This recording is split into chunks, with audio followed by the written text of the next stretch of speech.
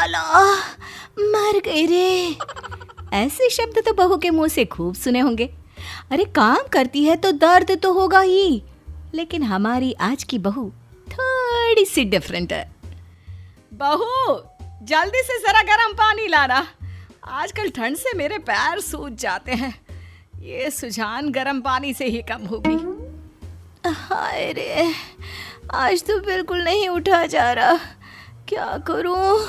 माँ जी को मना भी नहीं कर सकती। और फिर वो पानी की बाल्टी उठाकर लाती है। लो ले आई भाभी बाल्टी। भाभी ये आपने अपना पेट क्यों पकड़ा हुआ है? दिखावा ना किया करो भाभी, आपको ना किसी YouTube चैनल में बहू का किरदार मिल सकता है। अरे लगता है इसने अपने घर कभी पानी से भरी बाल्टी नहीं उठाई। अरे बहू जब मैं तेरे जैसी थी ना तो दिन में 2 बाल्टी पानी एक साथ लाती थी। और अब देखो आजकल की लड़कियों को, एक बाल्टी क्या उठा ली, पेट पकड़ लिया। माँ जी ये सब बाल्टी उठाने की वजह से नहीं है, कुछ दिनों से मेरा पेट रोज दर्द कर रहा है, समझ में नहीं आ रहा है क्यों। सोच रही हूँ आज डॉक्टर को दिखा देती हूँ। अरे ऐसे ही दर्द कर रहा होगा, कुछ नहीं होता, गर्म पानी पी लेना, शाम तक अपने आप ठीक हो जाएगा। वैसे भी जितने पैसे डॉक्टर को दोगी ना उतने में नई लिपस्टिक का शेड आ जाएगा। अरे कुछ नहीं हुआ है, बस काम से बचने के लिए नाटक कर रही है। अब जा किचन में खाना पका। देख आज ना मुर्गा बनाना है, मुर्गा खाऊंगी मैं। शाम को पति घर आता है। झिलमिल उससे बात करने की कोशिश करती है। सुनिए ना, मेरा पीठ बहुत दिनों से दर्द कर रहा है, किसी दिन डॉक्टर के पास चलते हैं ना। पेट दर्द? क्यों, कुछ उल्टा सीधा खा लिया होगा? अरे कल तो मेरे साथ भी हो रहा था, फिर जोर से गैस का गोला निकला और सब ठीक हो गया। नहीं मैंने कुछ उल्टा सीधा नहीं खाया, 1 हफ्ता हो गया है, दर्द बंद होने का नाम ही नहीं लेता।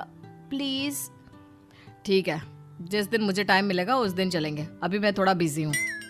अगले दिन, बहू इन सारे गर्म कपड़ों को जाके छत पे डाला, थोड़ी धूप लग जाए तो कपड़ों से बदबू हट जाए। लेकिन माँ जी मैं इतने सारे कपड़े अकेले कैसे ले जाऊंगी? इसे बोल, ये तेरे साथ मदद करेगी।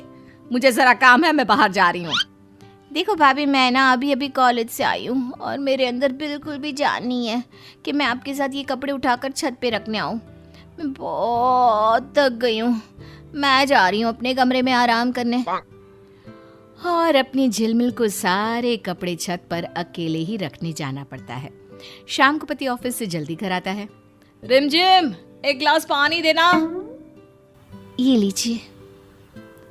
क्या हुआ, तुम ठीक तो? काफी दिनों से मेरे पेट में दर्द हो रहा है, कहा तो था।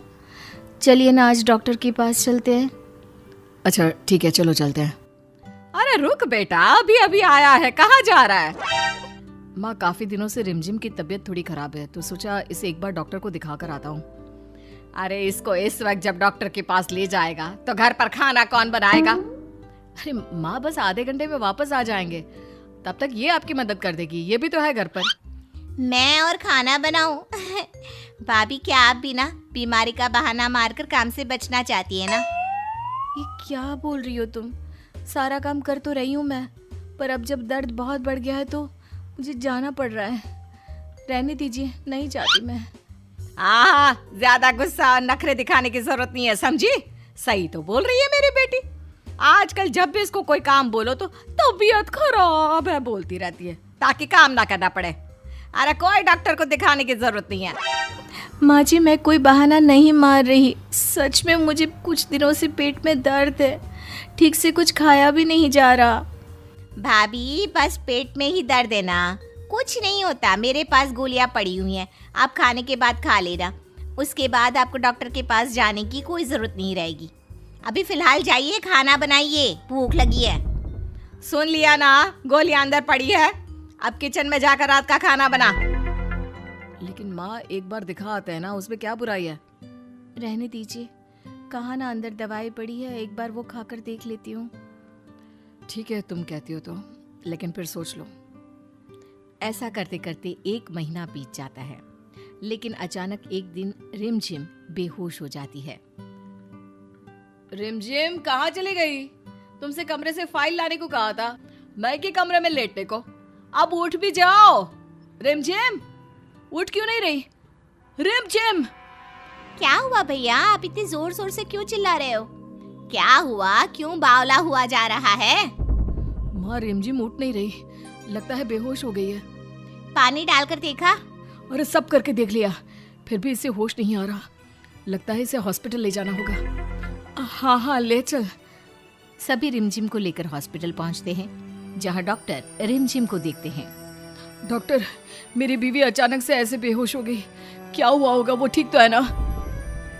आपकी बीवी के पेट में अल्सर है और ज्यादा समय तक रहने की वजह से वो अल्सर फैल गया होगा। हमें जल्द से जल्द इनका ऑपरेशन करना होगा, नहीं तो इनकी जान को भी खतरा हो सकता है। जल्दी से कीजिए डॉक्टर, आप बस ऑपरेशन शुरू कर दीजिए। मुझे तो ये समझ में नहीं आ रहा कि बहू को अल्सर कब हुआ। सुना है मरने जैसा दर्द होता है इसमें। मैं भी यही सोच रहा हूँ, अगर उनके पेट में अल्सर था तो आपको पहले क्यों नहीं पता चला? क्या उनको कभी पेट में दर्द नहीं होता था? क्योंकि अल्सर वाले मरीजों को पेट में बहुत ज्यादा दर्द होता है। हाँ, भाभी के पेट में भी दर्द तो रहता था। कई बार तो मैंने उन्हें चुपचाप रोते भी देखा था। तो आपको तभी आना चाहिए था ना, तो आज ये नौबत ही नहीं आती। पता नहीं अब वो बचेगी भी या नहीं। आप जैसे ससुराल होने से तो अच्छा है कि बेटियां मायके में ही रहे। आप ऑपरेशन की तैयारी कीजिए डॉक्टर। मेरी गलती है कि मैं ही अपनी बीवी को समझ नहीं पाया। डॉक्टर चला जाता है। ये सब आप दोनों की वजह से हुआ। वो बार बार बोलती रही उसके पेट में दर्द है, पर आप दोनों नहीं माने। उल्टा उससे दिन रात काम करवाते रहते थे। अरे हमें क्या पता था कि तबीयत इतनी खराब है। ठीक कह रहे हो भैया, भाभी ने हमें कोई कभी तकलीफ नहीं होने दी, और अब भाभी हम लोगों के कारण मौत से जूझ रही है। बेटा माफ कर, मैंने बहू को समझा नहीं, लेकिन ये वादा है, मरने नहीं दूंगी अपनी बेटी को। माँ, अब तो भगवान को प्रार्थना कर कि वो बस घर आ जाए। और बहू ठीक होकर किसी तरह घर आ जाती है। अरे बहू क्यों उठी? आराम कर, मैं तेरे कमरे में गर्म पानी लेकर आती हूँ। भाभी, मैंने आपके लिए फल काटे हैं, नहाकर खा लीजिएगा।